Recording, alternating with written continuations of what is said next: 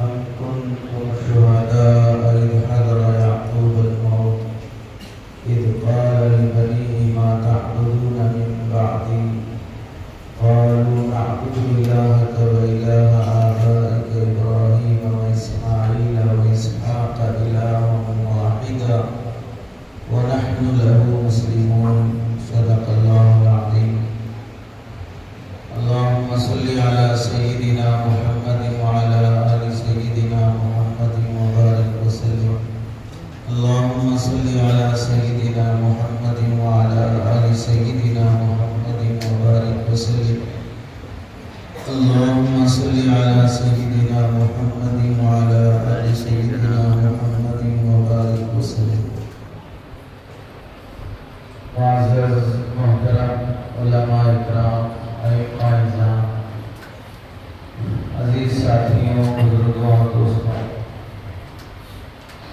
آج کا یہ پروگرام آپ حضرات کے لیے بہت ہی مبارکبادی کا اور خوشی کا، اور جتنے طلباء طالبات اس مکتب سے جڑے ہوئے ہیں اور آپ کے شہر کے مفتی صاحب کے مدرسے سے جڑے ہوئے ہیں، ان سب کی تعلیمی اختتامی پروگرام اور بچوں کا مظاہرہ تقریباً صبح سے آپ لوگوں نے دیکھا ہوگا کہ مکتب کی تعلیم سے بچوں نے کیا کیا سیکھا ہے، مدرسے کی محنت میں کیا رنگ لایا ہے۔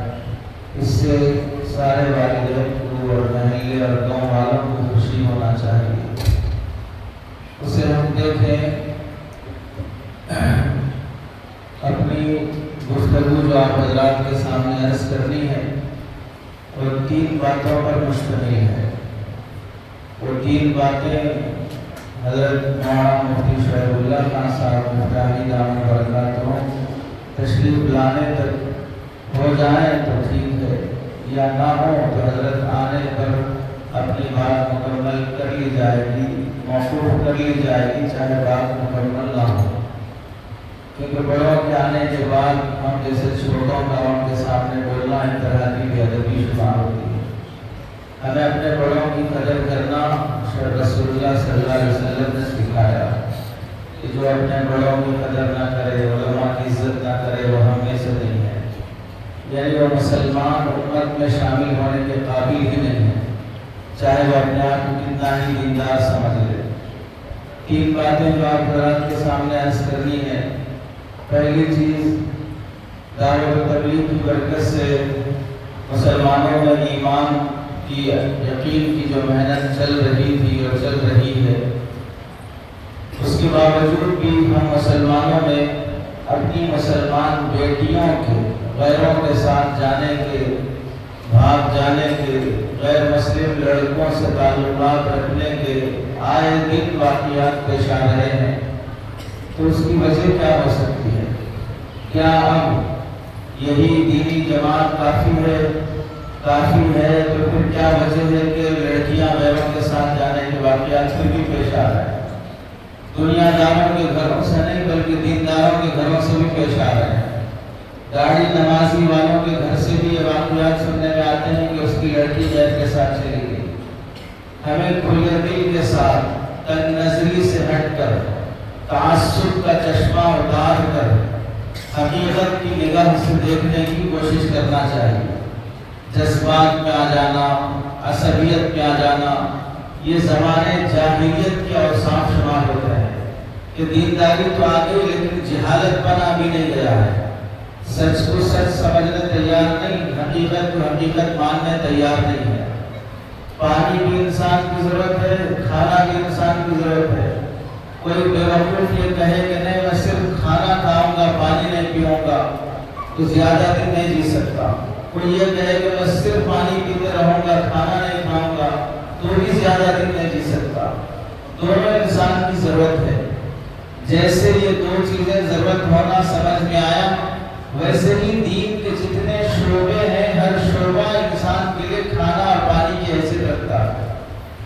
مکاتب دین کا ایک شعبہ ہے، مدارس دین کا ایک شعبہ ہے، خانقاہیں دین کا ایک شعبہ ہے، تبلیغ دین کا ایک شعبہ ہے، رفاعی خدمات دین کا ایک شعبہ ہے۔ ہر شعبہ شعبہ انسان کے لیے ایسے بھی ضروری ہے جیسے کہ کھانا بھی ضروری ہے، پانی بھی ضروری ہے۔ اگر کوئی شعبے والا یہ سمجھے کہ مجھے دوسرے شعبے کی ضرورت نہیں ہے تو وہ جلدی مرنے والا ہے، مطلب یہ ہے کہ اس کا دین مردہ ہونے والا ہے، وہ کامل مسلمان نہیں ہو سکتا۔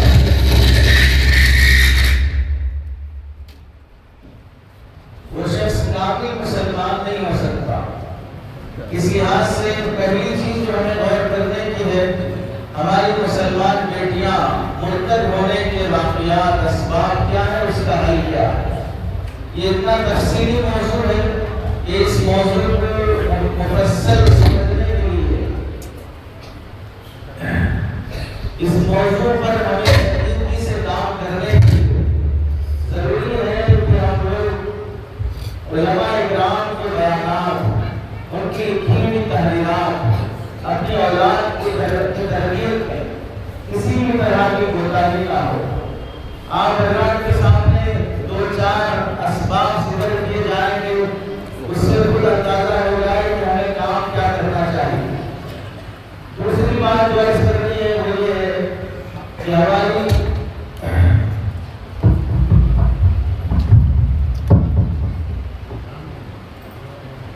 یہ جو طلبہ اکرام اور بچے مکتب کے ہیں، مدرسے کے ہیں، یہ جو پڑھ رہے ہیں، مکاتب کی اہمیت، مکاتب میں پڑھانے والے اساتذہ کی محنت اور ان کی قدر، اسے ہمیں واقعتاً سنجیدگی کے ساتھ ان کی قدر کرنے کی ضرورت ہے۔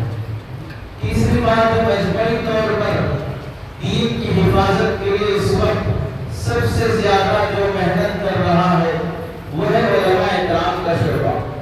ان کے حق ہمیں کیسے ادا کرنے کی فکر کرنا چاہیے۔ پہلی بات کے سلسلے میں کہ ہماری بیٹیوں کے واقعات غیروں کے ساتھ جانے کے اسباب کیا کیا ہو سکتے ہیں، کس وجہ سے یہ واقعات پیش آ رہے ہیں۔ علماء نے اس پر کئی کتابیں لکھی ہیں۔ العاجز کی بھی 450 صفحات پر کتاب ہے، مسلم لڑکیوں کا ارتداد اسباب و حل، کہ ہماری مسلمان بیٹیاں غیروں کے ساتھ کیوں جا رہی ہیں۔ اسباب پر غور کریں گے تو آپ کو سمجھ میں آئے گا کہ واقعتاً ان میں سے ہم کون سا کام ہے جو چھوڑ رہے اور کرنا چاہیے۔ علماء نے جو لکھا ہے، پہلا سبب ہماری مسلمان بیٹیاں غیروں کے ساتھ چلے جانے کے اسباب میں سے، اچھا کتنا مسلمان لڑکیاں غیروں کے ساتھ جا رہی ہیں، اتنے لاکھ، اتنے ہزار، کیا فگر ہے وہ چھوڑ دیں، وہ صحیح غلط ہو سکتا ہے، وہ کوئی قرآن کی آیت نہیں ہے، کوئی حدیث نہیں ہے کہ جس پر صحیح حسن غیری ضعیف اور موضوع ہونے کا حکم لگایا جائے۔ ہر ایک جگہ کی تعداد الگ الگ ہوتی ہے، لیکن اتنی تو خبر سب جانتے ہیں کہ مسلمان بیٹیاں غیروں کے ساتھ جا رہی ہیں۔ گاؤں دیہات سے بھی واقعات ہیں، شہروں سے بھی واقعات ہیں۔ ایک حدیث میں آپ علیہ السلام نے فرمایا، جیسے قرآن مجید کی آیت ہے، اذا جاء نصر اللہ والفتح، جب اللہ کی مدد آئی اور کامیابی آئی تو لوگ جوق اور جوق اسلام میں داخل ہونے لگے۔ بالکل اسی طرح ایک حدیث میں آپ علیہ السلام فرماتے ہیں، قیامت کے قریب ایک ایسا زمانہ آئے گا کہ جماعتوں کی جماعتیں اسلام چھوڑ کر کفر میں چلی جائیں گی، خاندانوں کے خاندان اسلام چھوڑ کر کافر بن جائیں گے، جیسے اسلام میں داخل ہوئے تو ویسے اسلام سے نکل جائیں گے۔ ایسے بھی واقعات گھرانوں سے سننے میں آتے ہیں کہ پورا مسلم گھرانہ نہیں بلکہ پوری مسلم بستی مرتد ہو کر عیسائی بن گئی، پورا مسلم گھرانہ مرتد ہو کر ہندو اور کافر بن گیا۔ ایسے بھی واقعات سننے میں آتے ہیں۔ پہلا سبب جس میں ہمیں غور کرنا چاہیے، غربت اور فقیری۔ آپ علیہ السلام نے فرمایا، کان الفقر ان یکون کفرا، غریبی ایسی مصیبت ہے کہ بعض مرتبہ غریبی انسان کو کافر بنا دیتی ہے۔ جتنے لوگ کرسیوں پر بیٹھے ہیں، رشوت دے رہے ہیں، معلوم ہے کہ رشوت حرام ہے۔ جتنے لوگ پیسہ دے کر سود کھا رہے ہیں، معلوم ہے کہ سود حرام ہے۔ جتنے عورتیں جن کے پاس سب سے زیادہ عزت کی چیز اگر کوئی ہے تو ان کی حیا اور پاکدامنی ہے، وہ اپنی عزت کا سودا کر کے جسم بیچ کر گزارا کر رہی ہیں۔ سوچا بھی نہیں جا سکتا کہ لڑکیوں کا بھی دھندا ہوگا، عورتوں کا بھی دھندا ہوگا، وہ بھی اپنا اس میں بیچیں گی. خریدنے والے غیر بھی ہیں, خریدنے والے اپنے بھی ہیں, خریدنے والے پوجا کرنے والے بھی ہیں, خریدنے والے سجدے کرنے والے بھی ہیں, خریدنے والے شرابی بھی ہیں, خریدنے والے زمزم پینے والے بھی ہیں. ایسا نہیں ہے کہ زنا میں مبتلا طبقہ صرف وہ ہے جو پیشاب پی رہا ہے, صرف وہ ہے جو شراب پی رہا ہے, بلکہ وہ بھی ہے جو زمزم بھی پی رہا ہے. وہ طبقہ نہیں ہے جو کسی مندر کے سائے میں رہتا ہے, بلکہ وہ طبقہ بھی ہے جس کی دیوار مسجد کی دیوار سے ملی ہوئی ہے, جس کے یہاں پنج وقتہ اذان سنائی دیتی ہے, امام کی قرات سنائی دیتی ہے, اس کے باوجود بھی وہ شخص زنا میں مبتلا ہے. فقیری اور غریبی انسان کو ذلیل بھی بنا دیتی ہے, کافر بھی بنا دیتی ہے. یہی وجہ ہے کہ آج تھوڑا بہت جس انسان کے پاس مال آ گیا, وہ شخص چاہے کرسی کے بھروسے پر, سیاست کے بھروسے پر, یا کسی سیاسی لیڈر کا چمچہ اور کٹورا بننے کی بھروسے پر, یا موجودہ حکومتوں اور لیڈروں کے سہارے اور ان کے بازو کھڑے ہو کر سیلفی لینے کی وجہ سے, ان کے مصافحے کے فوٹوؤں کی وجہ سے, ان کے اسٹیج شیئر کرنے کی وجہ سے فلاں سیاسی لیڈر نے مجھے اپنے اسٹیج پر بلایا, کرسی میں بازو بٹھایا, پھول کا ہار پہنایا, شان بڑھایا. یہ سب بھروسوں پر بعض وہ طبقہ ہے جو علماء اکرام کو لے لیتا ہے, مسجدوں کے کام کو لے لیتا ہے, مدارس کے کام کو معمولی سمجھتا ہے, مکاتب کے کام کو معمولی سمجھتا ہے. 5 سال کی حکومت پر اترانے والوں کو کان کھول کے سن لینا چاہیے. 400 سال کی حکومتوں کے بعد اللہ نے فرعون کو پانی میں ڈبو کے مارا ہے. 500 سال کی حکومتوں پہ اترانے والوں کو سن لینا چاہیے. 400 سال کی حکومت کے بعد اللہ نے پانی میں ڈبو کے مارا ہے. ظلم کو اللہ کبھی گوارا نہیں کرتے ہیں. اس لیے کسی سیاسی لیڈر کے چاپلوس اور تلوے چاٹ بن کر دینی اقدار کی ناقدری کرنے لگ جائیں گے تو اللہ ذلت کے دروازے کھول دیں گے, ذلیل اور رسوا کر دیں گے. فقیری اور غریبی جس سماج میں آ جاتی ہے, وہاں کی غریب عورتیں دھرنے پر اتر جاتی ہیں. مسلمان سماج کی ذمہ داری معلوم ہوگی کہ کمائی میں آگے بڑھو, حلال کماؤ, فضول خرچی نہ کرو, فالتو پیسہ ضائع نہ کرو. حضرت سفیان ثوری رحمۃ اللہ علیہ فرماتے ہیں, لولا المال لتمدد من الناس, اگر ہمارے پاس پیسہ نہ ہو تو لوگ ہمیں ٹشو پیپر کی طرح استعمال کرنا شروع کر لیں گے. لتمدد مندیل کے معنی ہے رومال, رومال کی جگہ ٹشو پیپر یوز ہوتا ہے. حضرت سفیان ثوری فرماتے ہیں اگر پیسہ کسی کے پاس نہیں ہے تو پبلک اسے ٹشو پیپر کی طرح یوز کر کے چھوڑ دے. اور اس کا سب سے بڑا پجاری جو بنا ہوا ہے وہ پیسہ بنا ہوا ہے. جن قوموں میں پیسہ نہیں ہے, جن لوگوں کے پاس پیسہ نہیں ہوتا ہے, وہاں پر بے حیائی کے اسباب شروع ہو جاتے ہیں. اب آپ دیکھ لیں, غریب گھرانا ہے, لڑکی کی شادی کرنا ہے, جوڑا جہیز کا پیسہ نہیں ہے, رشتہ مانگنے والے جو بھی ہیں وہ جوڑا جہیز کے بغیر شادی کرنے تیار نہیں ہے. 4 بیٹیاں ہیں, 3 بیٹیاں ہیں. اب وہ بڑا باپ جس کا کوئی بیٹا نہ ہو, 3 کی بیٹیاں ہوں, 4 کی بیٹیاں ہوں, کمانے کا سہارا نہ ہو, گزارے کا بقدر انتظام ہو. اب وہاں پر ایک بیٹی کی شادی کرنے کے لیے اسے اگر 5 لاکھ روپے, 10 لاکھ روپے دینا پڑے گا تو ظاہر سی بات ہے کہاں سے دے گا.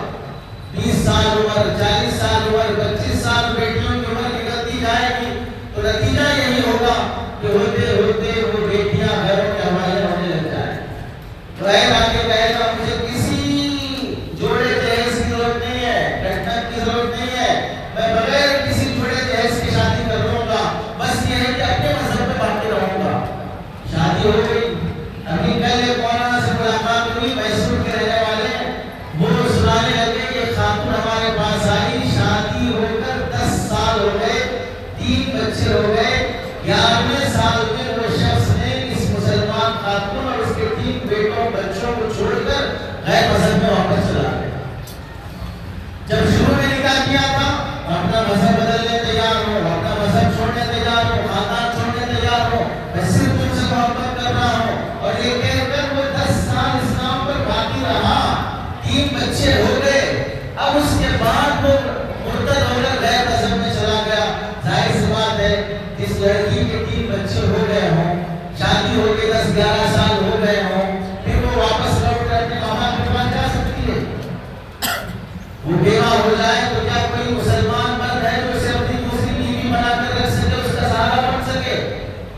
مسلمان گھرانہ، مسلمان سماج اس عورت کو اپنے لیے اپنی بیوی بنانا پسند کرے گا؟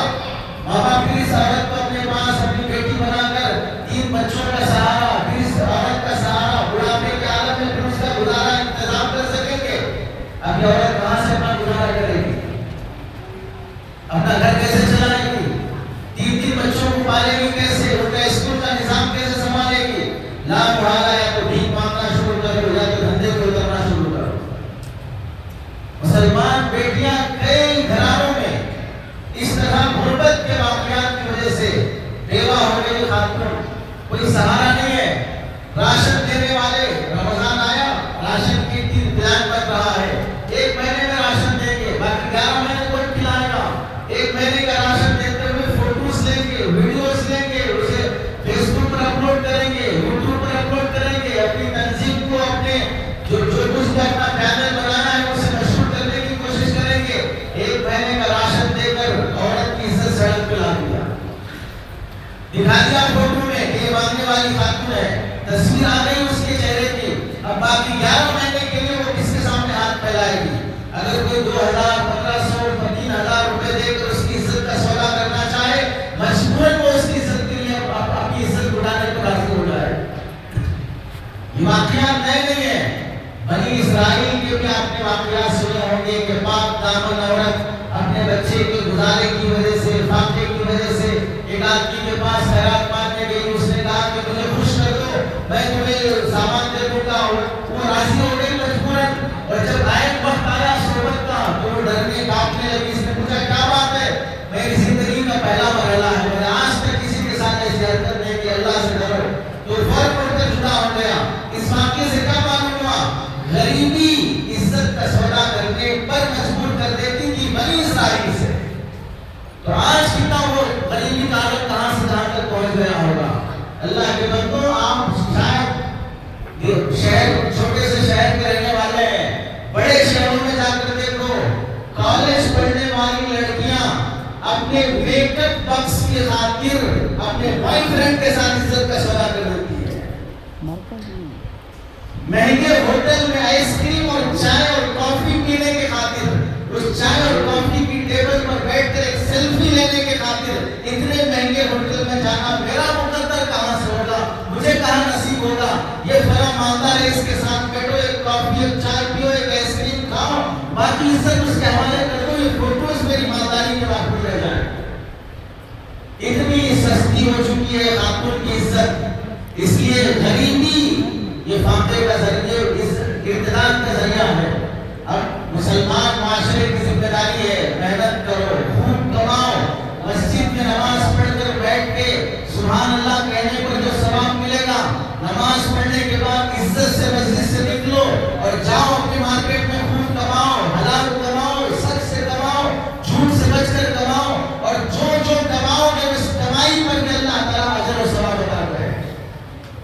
حضرت عمر رضی اللہ عنہ نے جماعت کو دیکھا جو مسجد میں بیٹھ کر ذکر کر رہی ہے، پوچھا کیا بات ہے، کیوں بیٹھے ہو؟ اللہ کی یاد میں بیٹھے ہیں۔ کھانا کہاں سے کھاؤ گے؟ کہنے لگے آسمان سے اللہ کھلائے گا۔ یہ باتیں ہم آپ بولے تو سمجھ میں آتا ہے، کیونکہ حقیقت سے واقف نہیں ہے، توکل نہیں، یقین کیا چیز معلوم نہیں ہے، خالی بولنے کا نام یقین سمجھا ہے۔ حضرت عمر رضی اللہ عنہ سے بولنے لگے کہ کھانا کہاں سے کھاؤ گے؟ تو کہا اللہ آسمان سے کھلائے۔ حضرت عمر تھے، کوڑا لے کے آئے، پوری ذکر کرنے والی پوری جماعت کے کوڑے مار کے باہر کیا۔ کہنے لگے اللہ آسمان سے کھلائے گا، مجھے سکھاتے ہو کہ اللہ آسمان سے کھلائے گا کہ کہاں سے کھلائے گا؟ پھر فرمایا اللہ آسمان سے بارش برساتے ہیں، فصل انسان کو اگانا پڑتا ہے، آسمان سے سونا چاندی نہیں برساتے۔ کیا بارش میں سونے چاندی گر رہے ہیں؟ جاؤ لے لو اور مارکیٹ میں کھاتے پھرو، وہ پانی ہی برسائے گا۔ اس پانی سے کھیت کھلیان بنانا، باغیچہ بنانا، یہ اس انسان کی ذمہ داری ہے۔ جاؤ اپنی محنت کرو، روزی روٹی کھاؤ۔ تو خوب محنت کرو اپنی کمائی کے سلسلے میں، کمانے کا پیسہ بچاؤ، بھاری گاڑیاں خریدنا، بھاری موبائل خریدنا، فضول خرچیاں کرنا، خواتین کے اندر کی بری عادت، ہر ہفتہ ہوٹل سے منگا کے کھانا، گھروں کے کھانے کو عیب سمجھنا، مہمان آ گیا تو ہوٹل سے منگوا کر کھلانا۔ پہلے جو چیزیں ذلیل سمجھی جاتی تھی، آج وہ چیزیں عزت کی سمجھی پہلے ہوٹل سے منگا کے کھلاتے تھے مہمان کو تو مہمان ناراض ہو جاتا، ہم سے محبت نہیں ہے، ہوٹل کا کھلایا ہے۔ گھر کا کھلانا عزت شمار ہوتا تھا، آج گھر کا کھلانا تو بے عزتی ہے، بازار کا کھلاؤ تو عزت ہے۔ اس لیے جو غریب خواتین ہیں، کرنا کیا ہے؟ آپ کی مسجد ہے، آپ کی مسجد کے اطراف کتنے گھر ہیں؟ مسجد والی جماعت اور گشت والی جماعت جانتی ہے کہ ہماری مسجد کے تحت اتنی گلیاں ہیں، اتنی گلیوں کا گشت کرنا ہے، باقی دوسری گلی دوسری مسجد والوں کے ہے۔ جیسے گشت کی گلیاں طے ہے، ویسے ہی بیت المال کی گلیاں طے ہو کہ اس مسجد کے تحت اتنی گلیاں ہیں، ان گلیوں کا سروے کیا جائے اور ان گلیوں میں جتنی مسلمان بیوہ عورتیں ہیں، جتنی غریب عورتیں ہیں، جتنے محتاج گھرانے ہیں، زکات کے مستحق ہیں، ان کی فہرست بنائی جائے اور پھر اسی سروے میں اپنے اسی محلے کے مالدار لوگ کون ہیں، تاجر لوگ کون ہیں، صاحب نصاب کون ہے، زکات کس پر واجب ہو سکتی ہے، ان کی فہرست بنائی جائے۔ اپنے ہی محلے کے مالداروں کی صدقہ زکات نکال کر اپنے ہی محلے کی بیوہ عورتوں کی کفالت کا نظام بنایا جائے۔ یہ اس حدیث کے مصداق ہے، تؤخذ من اغنیائہم وترد الی فقرائہم، کہ زکات کا مال ان کے مالداروں سے لے کر انہی کے غریبوں میں صدقہ کیا جائے گا تاکہ وہاں سے غریبی ختم ہو۔ اسی واسطے بعض مرتبہ فقہا نے لکھا ہے ایک شہر کی زکات دوسرے شہر میں منتقل کرنا عام حالات میں مکروہ ہے، کیونکہ اس شہر کے قربا کی حاجت کبھی پوری نہیں ہوئی، ہاں کسی وجوہات کی وجہ سے منتقل کرتے ہوں تو فقہا نے اجازت دی ہے۔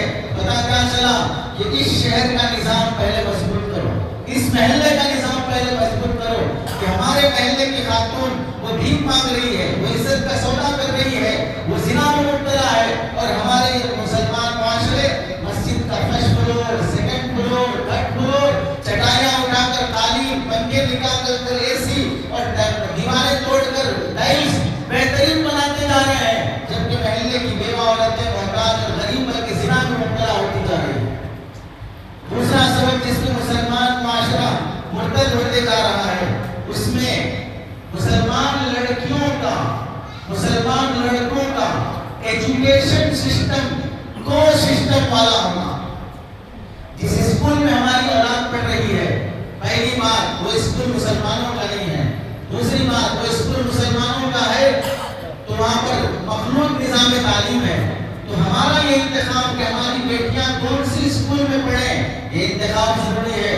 مسلم مینجمنٹ والے اسکول میں پڑھاؤ، غیر مسلم مینجمنٹ والے اسکول میں پڑھاؤ گے، عیسائی مسنریز اسکولوں میں پڑھاؤ گے، مسلمان دشمن طاقتوں کے اسکولوں میں پڑھاؤ گے، یہ سوچ کر وہاں کا ایجوکیشن اچھا ہے، انگریزی اچھی ہے، میتھس اچھا ہے، فزکس اچھا ہے، فلاں اچھا ہے، وہ ٹاپ 10 کرتے ہیں، 100 کے 100 لاتے ہیں، صرف اس وجہ سے اگر غیروں کے اسکول کا رخ کرو گے تو بیٹیاں ہاتھ سے نکل جائیں۔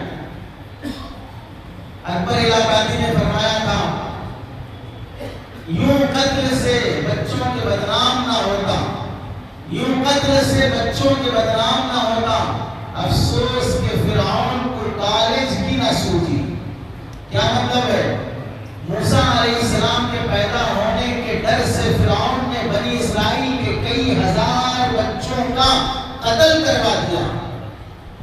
اگر اس زمانے میں 2020-21 کا NEP نیو ایجوکیشن پالیسی کا پلان دینے والا کوئی منحوس اور ملعون فرعون کے زمانے میں ہوتا اور نیو ایجوکیشن پالیسی کا پلان 2020 کے بجائے بنی اسرائیل کے زمانے میں فرعون کو وہ پلان دیتا اور فرعون بچوں کے قتل کرنے کے بجائے NEP کا یہ نیو ایجوکیشن پالیسی اس زمانے میں شروع ہو جاتی تو قتل کیے بغیر بھی سارے بنی اسرائیل کے بچے فرعون کے اسکول میں پڑھ کر سب کے سب فرعون بن جاتے، سب کے سب فرعون بن جاتے۔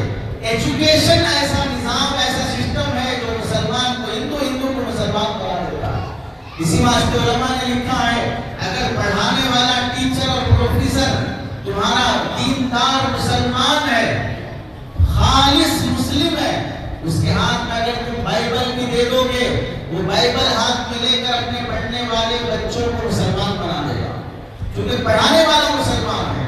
اور اگر تم پڑھانے والا ٹیچر غیر مسلم ہے، مسلم دشمن طاقت رکھنے والا ہے، اس کے ہاتھ میں تم اگر قرآن بھی دے دو گے تو قرآن ہاتھ میں لے کر مسلمان بچوں کو ہندو بنا دے گا۔ سلیبس سے زیادہ پڑھانے والے کے ذہن کا اثر پڑتا ہے، ماں باپ سے زیادہ بچے ٹیچر اور اسکول کے رولز فالو کرتے ہیں، کیا پہن کے آنا، کیا نہیں پہن کے آنا، ماں باپ کی نہیں سنیں گے، اسکول کی سنیں گے، کون سی بیگ لے کے آنا، کون سی کتاب لے کے آنا، کیا ٹائم پہ آنا، کیا کھانا کیا نہیں کھانا، اسکول والے بولیں گے تو مانیں گے، ماں باپ بولیں گے تو نہیں مانیں گے۔ پتا کیا چلا، اسکول کے مینجمنٹ کا اثر ماں باپ سے بھی زیادہ بچوں میں پڑتا ہے۔ اب جو مینجمنٹ ہمارے بچوں کا ہے وہ کافروں کا ہے، وہ بے حیا لوگوں کا ہے، وہ کوششم کا ہے کہ سال بھر مسلمان بیٹے بیٹیاں ایک ساتھ بازو بازو بیٹھ کر پڑھیں گے، آپ بتائیں ان کے اندر ایک دوسرے سے اٹریکشن پیدا نہیں ہوگا؟ کیا وجہ اسلام میں کہ نماز کو آتے ہوئے بھی خواتین کو مسجد میں آنے سے روکا گیا، حالانکہ وہ بازار میں خریداری کے لیے نہیں آ رہی ہیں، وہ کسی کلب میں نہیں آ رہی ہیں، کسی تھیٹر میں نہیں آ رہی ہیں، اللہ کے گھر میں آ رہی ہیں، تو بھی عورتوں کو مسجد آنے سے روکا گیا، اس واسطے کہ عبادت کے موقع پر بھی یہ ساتھ آنا ساتھ جانا بھی بے حیائی کا سبب بن سکتا ہے۔ اسی وجہ سے آپ دیکھو کعبۃ اللہ جیسی مقدس جگہ وہاں طواف کرنے کے لیے تو ہم مجبور ہیں، مرد الگ طواف عورت الگ طواف نہیں کر سکتے، چونکہ کعبہ ایک ہی ہے، سب کرنا پڑے گا، سسٹم نہیں بن سکتا۔ اس کے علاوہ جب نماز کا وقت ہو جاتا ہے تو وہاں پر آج بھی یہ نظام ہے کہ عورتوں کو وہاں کی پولیس مقام میں سے ہٹا کر مسلم نساء عورتوں کی نماز گاہ کی طرف لے جاتی ہے۔ کیوں؟ آپ علیہ السلام کی حدیث کے تحت علماء نے لکھا ہے عورت اگر مردوں کی صف میں کھڑی ہو جائے تو 3 آدمیوں کی نماز فاسد ہو جاتی ہے۔ جہاں صف میں کھڑی ہوئی اس عورت کے رائٹ سائڈ والے نمازی کی، لیفٹ سائڈ والے نمازی کی، پیچھے کھڑے ہوئے نمازی کی، ان 3 آدمیوں کی نماز غلط ہو جاتی ہے۔ عورت اگر نماز میں کھڑی ہو تو بھی نماز درست نہیں ہوگی، حالانکہ نماز میں کھڑے ہونے والی وہ عورت ماں ہی کیوں نہ ہو، بیوی ہی کیوں نہ ہو، بیٹی ہی کیوں نہ ہو، بہن ہی کیوں نہ ہو، پھر بھی اگر وہ صف میں کھڑی ہے نماز درست نہیں ہوگی، اسے الگ کھڑے ہونا پڑے گا۔ وجہ کیا ہے؟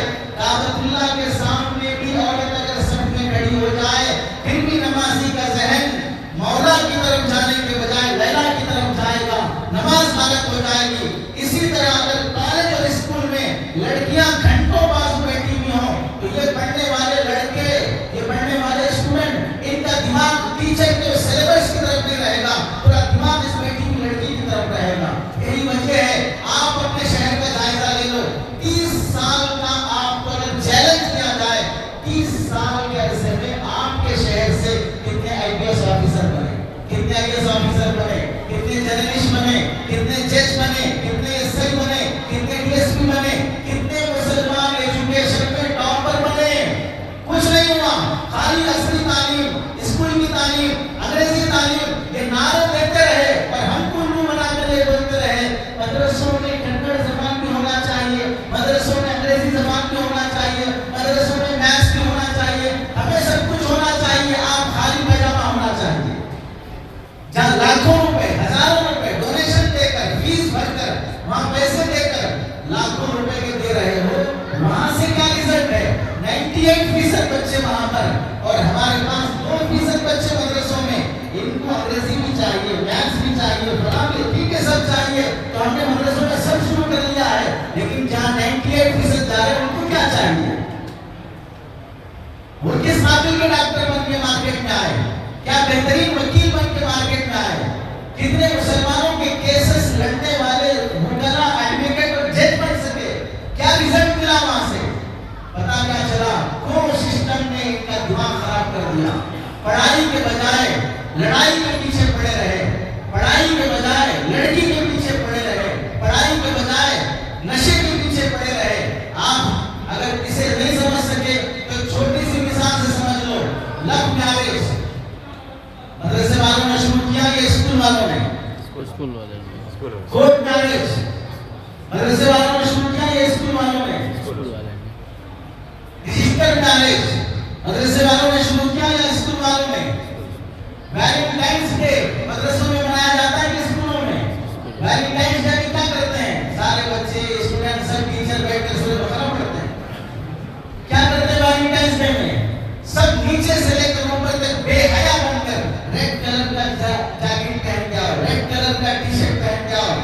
بات کا بھول لے کے آؤ، ہم تمہاری فرینڈ سے ملائیں گے، ہم تمہاری بوائے فرینڈ سے گرل فرینڈ سے ملائیں گے۔ بے حیائی کے یہ تعلقات بڑھانے میں کس کا دخل رہا ہے؟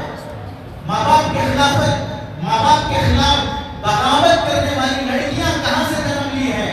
میں اپنے ہی محبوب اور عاشق کے ساتھ شادی کروں گی، جیل پولیس اسٹیشن جانے کے بعد بھی ماں رو رہی ہے، باپ رو رہا ہے، خاندان رو رہا ہے کہ جس کے ساتھ تو بھاگ رہی ہے وہ غیر مسلم ہے، وہ دلت ہے، وہ نچلی ذات کا ہے، وہ گھٹیا قسم کا ہے، پھر بھی لڑکی اپنے ماں باپ کے سامنے پولیس سے یہ کہتی ہے میں 18 پلس ہو گئی ہوں، میچور ہو گئی ہوں، مجھے قانون کی اجازت ہے کہ میں جس کے ساتھ رہوں، مذہب کا دخل نہیں ہوگا، مجھے میرے ماں باپ سے ڈر لگتا ہے۔ جن ماں باپ نے سردی گرمی سے، مکھی مچھر سے، کٹمل سے، بخار سے، سردی سے بچایا، آج وہ ماں باپ جان کے دشمن بن گئے، اور جو تیری عزت کے پیچھے پڑا ہے، جو تجھے ریپ کرنے اور زنا کرنے کے پیچھے پڑا ہے، وہ تیرے لیے محافظ اور باڈی گارڈ نظر آ رہا ہے۔ یہ سوچ بدلنے میں کس کا دخل ہے؟ اس لیے بزرگوں، اپنی بیٹیوں کو شدت سے بچاؤ، ایسے اسکولوں میں پڑھاؤ، ایسے اسکول قائم کرو، اور جو اسکول بنا ہے اس اسکول کی قدر کرو، مسلمانوں کا ٹانگ نہ کھینچو۔ صحیح تعلیم نہیں ہوتی، صحیح مینجمنٹ نہیں ہوتا، پھر یاد رکھو پانی اگر کھارا ہے، پی نہیں سکتے، پھر بھی اس کی قدر کرو۔ ہر پانی پینے کے لیے نہیں ہوتا، بہت سے پانی دھونے کے لیے بھی ہوتے ہیں، بہت سے پانی آگ بجھانے کے لیے بھی ہوتے ہیں۔ پانی اگر کھارا بھی ہو، پینے کے کام نہ آئے، صحیح آگ بجھانے کے کام آ سکتا ہے۔ اسی لیے دشمنوں کا سپورٹ کرنے سے زیادہ اپنوں کا سہارا بننے کی فکر کرو۔ دوسرا سبب ہے کہ مسلمان بیٹیوں کو صحیح تعلیم دو، جہاں پر صحیح اسکولوں کا انتخاب کرو۔ تیسرا سبب ہمارے شادی بیاہ کے فضول رسومات اور اخراجات، یہ بھی ایک سبب ہے کہ مسلمان شادیاں نوابوں کی طرح کرنا چاہتا ہے، جس کی وجہ سے مسلمان بیٹیوں کے واقعات غیروں کے ساتھ جانے کے پیش آتے ہیں۔ شادیاں سنت کے مطابق، اپنے گھر والوں کو ٹائم دینا، بچوں کی تربیت کرنا، موبائل فون سے بچانے کا اہتمام کرنا، انٹرنیٹ کی دنیا سے بچوں کو محفوظ رکھو۔ کئی مسلمان بیٹیاں انٹرنیٹ کی وجہ سے، فیس بک کی وجہ سے اور نئے انسٹاگرام اور دوسرے اسنیپ چیٹ ایپس کی وجہ سے غیروں کے ساتھ جا رہی ہیں۔ ان کی شادیاں بھی ہو رہی ہیں، ان کی سہاگرات بھی ہو رہی ہیں، امورشت بھی ہو رہے ہیں، دسوں واقعات بے حیائی کے پیش آ رہے ہیں، بے حیائی کے ایپس استعمال کرنے کی وجہ سے۔ اس لیے اپنے نسل کی تربیت کے لیے بچوں کو ٹائم دینا، دینی تعلیم دینا، کورس سسٹم سے بچانا، مسلم مینجمنٹ اسکول کا انتخاب کرنا، یہ سب ہماری ذمہ داری ہوتی ہے۔ تب جا کے ہماری مسلمان بیٹیوں کے واقعات سے ہمیں عزت ملے گی، ورنہ مسلمان باپ بھائی منہ دکھانے کے قابل نہیں رہتا۔ دوسری بات جو آپ حضرات کے سامنے درخواست کرنی ہے، ان مساجد کے قائم کرنے کے بعد، مساجد میں نماز کے بعد سب سے اہم کام جو ہونے کا ہے وہ معصوم بچوں کے مکتب کا نظام ہے۔ جس مسجد میں نماز کے بعد مکتب کا نظام ہے، سمجھو وہ مسجد محفوظ ہے۔ وہ مسجد کے بوڑھے مصلی جو پہلی صف میں کھڑے ہیں، ان کے دنیا سے جانے کے بعد نیکسٹ جنریشن مسجد سنبھالنے کے لیے تیار ہے۔ جس مسجد میں نماز کے لیے چھوٹے بچے نظر آئیں، وہاں کے نمازیوں کو خوش ہونا چاہیے کہ ہماری اولاد مسجد میں دکھ رہی ہے۔ اگر چھوٹے بچوں کی شرارتوں کی وجہ سے، آوازوں کی وجہ سے، کھیل کود کی وجہ سے، نل کے پانی خراب کرنے کی وجہ سے ہم نے اگر ان کو مسجد سے دور کیا، گریبان پکڑ کے کھینچا، انہیں ڈانٹ کر مسجد سے باہر بنایا، تو گلیوں میں، چبوتروں پر، موبائل کے سامنے، انسٹاگرام پر، فیس بک پر، یوٹیوب پر، گوگل پر بے حیائی کرتے ہوئے نظر آئیں گے۔ حتیٰ کہ 11 سال کے بچے مسلمانوں کے نشہ کرتے ہوئے نظر آئیں گے۔ جتنی دیر کے بچے مسجدوں میں ہیں، ان کی قدر کرنا چاہیے کہ باہر کی برائیوں سے بچے بچے ہوئے ہیں۔ اس لیے بزرگوں، اس بات کا لحاظ رکھو کہ مسجد کبھی بھی بنائی جائے یا بن گئی تو اس مسجد میں سب سے پہلے مکتب کے قیام کی فکر ہو۔ جیسے کرنٹ کا، لائٹ کا بل دینا ہماری ذمہ داری ہے، صفائی ہماری ذمہ داری ہے، پانی کا نظم کرنا ہماری ذمہ داری ہے۔ ہر مسجد کی کمیٹی اور صدر اور متولی کی ذمہ داری ہے مسجد میں مکتب قائم کرنا اور مکتب کے نظام کو منظم مؤثر بنانا۔ ایسا نہیں ایک ہی امام اذان بھی دے لے، اقامت بھی کہہ لے، نماز بھی پڑھا لے، مکتب بھی پڑھا لے، تفسیر بھی کر لے، جمعہ بھی کر لے اور 10-12 ہزار میں کام نکال لے، اپنے داماد کو 3 مہینے یہ ڈیوٹی دے کر دیکھو، ہم سے آگے دے دیں گے۔ جب ہم اس کے لیے تیار نہیں ہوتے، حالانکہ دین کے کام ہے، کوئی شراب بیچنے کا کام نہیں ہے، سگریٹ بیچنے کا کام نہیں ہے، دھندے کرنے کا کام نہیں ہے، دین کا کام ہے، لیکن اسے دسیوں لگا کر اس کام کی حیثیت کو بگاڑ دینا۔ مکتب کا نظام الگ رکھا جائے، اس کی سیلری الگ رکھی جائے۔ آپ دیکھیں یہ چھوٹے چھوٹے بچوں کے مکتب میں پڑھنے کی وجہ سے، ایک چھوٹی سی مثال، دعوت و تبلیغ کی برکت کی محنت سے کتنے لوگوں کے چہروں پہ داڑھی آئی ہے، ہم سب جانتے ہیں، کتنی مسجدیں آباد ہوئی ہیں، کتنے نمازی بنے ہیں، ہم سب کی یہ ساری باتیں تسلیم ہیں۔ 100 سال کی محنت کا نتیجہ اللہ دکھا رہے ہیں، لیکن ایک بات پہ غور کرو، ایک بندے کی عمر 40 سال ہو گئی، تبلیغ کے بھائیوں نے اسے پکڑ کر نمازی بنایا، وہ دیندار بن گیا۔ 40 سال کی عمر کے بعد سے اس کی دینداری شروع ہوئی، اور شریعت کب سے شروع ہوئی؟ بالغ ہونے کے بعد سے، 15 سال کی عمر سے، 15 سے لے کے 40 سال کی عمر تک، یہ 25 سال کی نمازیں کتنے تبلیغی بھائیوں نے قضا کی؟ کتنے لوگوں نے اس 25 سال کے روزے قضا کیے؟ کتنے لوگوں نے 25 سال کی زکات قضا کی؟ کتنے لوگوں نے وہ سارے دینی معاملات قضا کیے؟ پرسنٹیج ہے کچھ بتا سکتے ہیں؟ پتا چلا تبلیغی جماعت کی برکت سے جو دینداری آئے گی وہ آگے کی دینداری ہے، پیچھے کی جو چھوٹی ہوئی چیزیں اس کا بھی حساب اللہ کو دینا ہے، وہ تو معاف نہیں ہوں گی۔ مکاتب کی جو محنت ہوتی ہے، حدیث میں آپ علیہ السلام نے فرمایا بچہ 7 سال کا ہو جائے نماز کا حکم کرو، 10 سال کا ہو جائے نماز نہ پڑھنے میں مارو۔ یہ نماز کی تعلیم 7 سال کی عمر سے شروع کرنے والا نظام یہ مکاتب کا نظام ہے۔ بچہ صبح میں مکتب پڑھنے کے لیے آئے گا، استاذ پہلے نماز فجر پڑھائے گا، باپ سو رہا ہے نماز چھوڑ کے، لیکن 7 سال کی عمر کا بچہ نماز پڑھ رہا ہے۔ اگر عصر مغرب عشاء میں مکتب چلتا ہے تو استاذ پہلے عصر پڑھائے گا، پھر تعلیم ہوگی، پھر مغرب پڑھائے گا، پھر تعلیم ہوگی، مغرب کی تعلیم کے بعد عشاء پڑھا کر پھر گھر بھیجا جائے گا۔ پتا کیا چلا؟ بچے کو بچپن سے ہی مکتب کی تعلیم کے ذریعے سے نمازی بننے کی فکر کرائی جاتی ہے تاکہ اس کی زندگی میں کوئی نماز قضا نہ ہو۔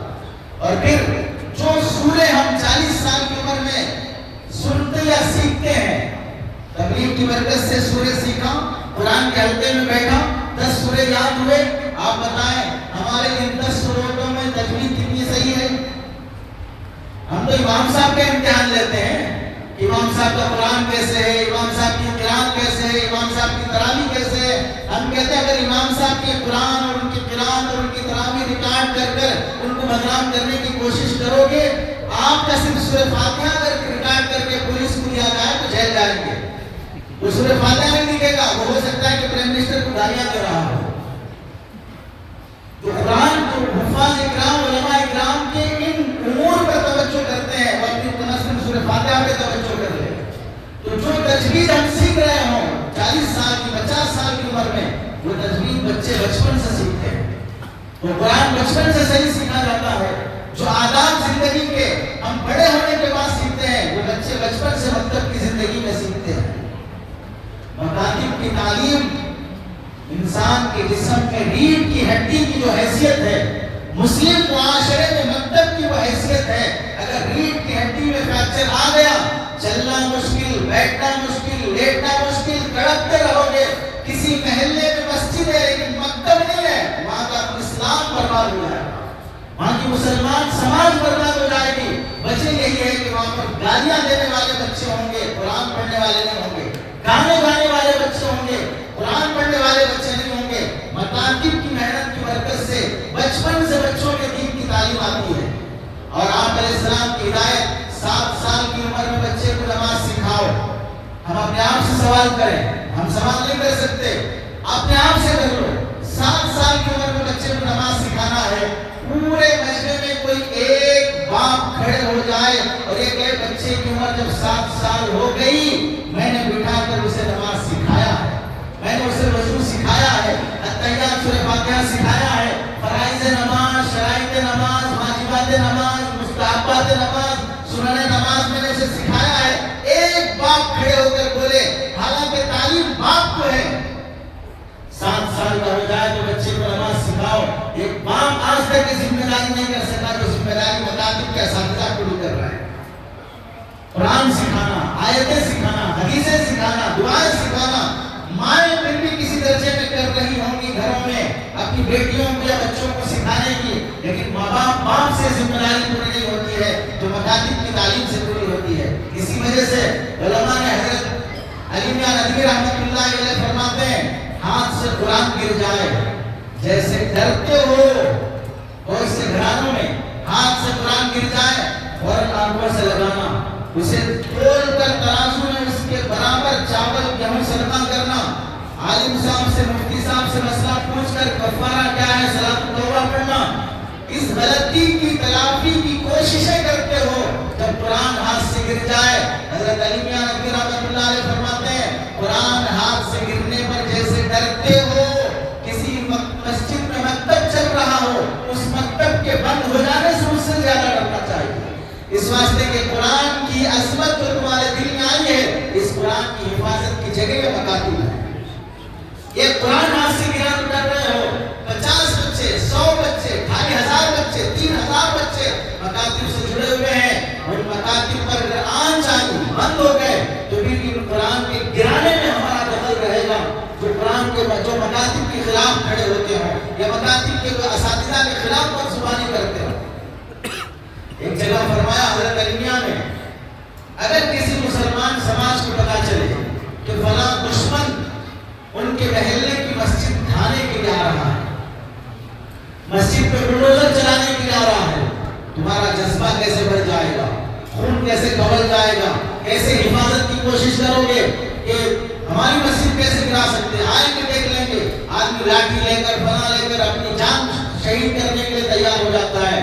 فرمایا جیسے مسجد کے شہادت پر جان قربان کرنے کے لیے کھڑے ہو جاتے ہو, پتا چلا کسی مسجد میں مکتب چل رہا ہے, اس مکتب کو بند کرنے کے لیے اپنا ہی کوئی غلیظ منحوس ملعون اس میں ڈانٹ بڑھا رہا ہے, اس کے خلاف کیسے لاٹھی لے کے کھڑے ہو جاؤ کہ جیسے مسجد کی حفاظت ضروری, مکتب کی بھی حفاظت ضروری ہے. مسجد کی حفاظت سے مسلمانوں کی نماز محفوظ ہوتی ہے, مکتب کی حفاظت سے مسلمانوں کا پورا دین محفوظ ہوتا ہے. یہاں پر احادیث بھی سکھائے, مسائل بھی سکھائے, رسول اللہ کی سیرت بھی سکھائے, اسماء الحسنی بھی سکھائے, طہارت کے مسائل بھی سکھائے. پتہ چلا کہ مکتب کی حفاظت مسلمان سماج کی بنیادی ذمہ داری ہے. اس واسطے کوئی گھر ایسا نہ ہو, کوئی مسجد ایسی نہ ہو جہاں پر مکتب نہ چلتا ہو. اپنے چندے کا نظام ایسے بناؤ کہ مکتب کو منظم کر سکے. پڑھانے والے اساتذہ کو امامت میں ہی اسی تنخواہ میں ہی مکتب پڑھا لینا, مکتب کی مناسب تنخواہ نہ دینا, مکتب کے انتظامات میں حصہ نہ لینا. دیوالیوں کا, قرآن مجید کا, مسجد بنی فوراً کوئی آدمی پاروں کی ڈبے لا کے رکھتا ہے, کون پڑے گا پارا؟ یہ ڈبا لا کر رکھنا خود بتا رہا ہے کہ تم زندوں کے لیے نہیں لا رہے ہو, مردوں کے لیے لا رہے ہو. عام طور سے پارے والے جو بھی قرآن ہوتے ہیں زندگی میں پڑھے نہیں جاتے ہیں, موت پر پڑھے جاتے ہیں. جب بھی محلے میں کسی کی موت ہوگی آگے مؤذن صاحب سے پوچھیں گے باروں کے ڈبے ملیں گے, پتا چلا تم زندوں کے لیے قرآن میں لا رہے ہو.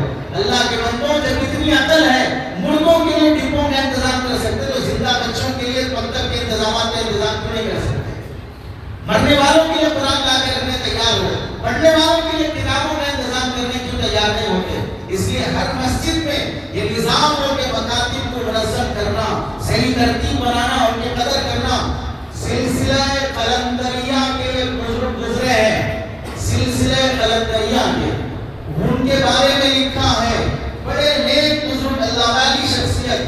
جب ان کا انتقال ہونے لگا تو انہوں نے اپنے مریدوں کو وصیت کی. وصیت کیا کی؟ جب میرا انتقال ہو جائے مسجد میں مکتب پڑھنے کے لیے جو بچے آتے ہیں وہ بچے جس پتھر پر اپنے جوتے چپل چھوڑتے ہیں, وہ پتھر جس پر مکتب کے بچے اپنے جوتے چپل چھوڑتے ہیں, وہ پتھر میرے قبر میں سرہانے لگانا. مجھے امید ہے اللہ کی ذات سے مکتب کے بچوں کے جوتیوں کے صدقے اللہ مجھے عذاب قبر سے